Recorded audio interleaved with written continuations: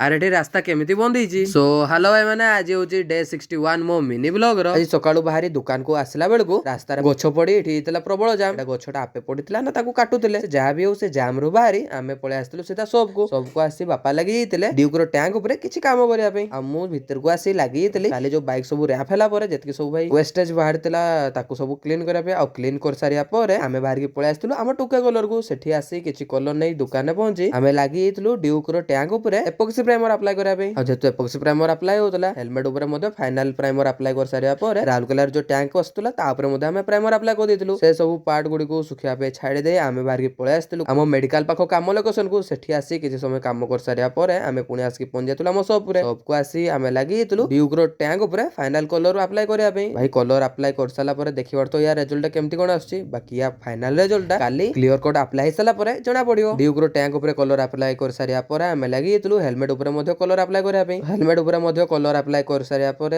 ଆମ ସବକୁ ଜଣେ ଭାଇ ତାଙ୍କ ଜିଟିଟି କୁ ନେଇକି ପଳେଇ ଆସିଥିଲେ। ତାଙ୍କର ହାଲକା ଫୁଲକା ଷ୍ଟିକର କୋଟିଂ ହେଇକି ଲଗେଇବାର ଥିଲା, ତ ତାଙ୍କ ଷ୍ଟିକର ସବୁ କୋଟିଂ କରି ଲଗେଇ ସାରିଲା ପରେ ସେ ମଧ୍ୟ ବାଡି ଦେଇଥିଲେ। ଆଉ ଆମେ ମଧ୍ୟ ବାହାରିକି ପଳେଇ ଆସିଥିଲୁ ମାଇନିଂ କୁ। ଆମ ମାଇନିଂ କାମ ଲୋକେସନରେ ଯୋଉଠି କାମ ଚାଲିଥିଲା ସେଠି ଆଜି ଭାଇଙ୍କ ଓପନିଂ ଥିଲା। ସେଠି କିଛି ସମୟ ରହିଲା ପରେ ଆମେ ବାହାରିକି ପଳେଇ ଆସିଥିଲୁ ଘରକୁ। ତ ଭାଇ ମାନେ ଆଜିକାର ବ୍ଲଗ ଟା ଆପଣମାନଙ୍କୁ କେମିତି ଲାଗିଲା ନିହାତି କମେଣ୍ଟ କରିକି ଜଣେଇବେ। ଜୟ ଜଗନ୍ନାଥ।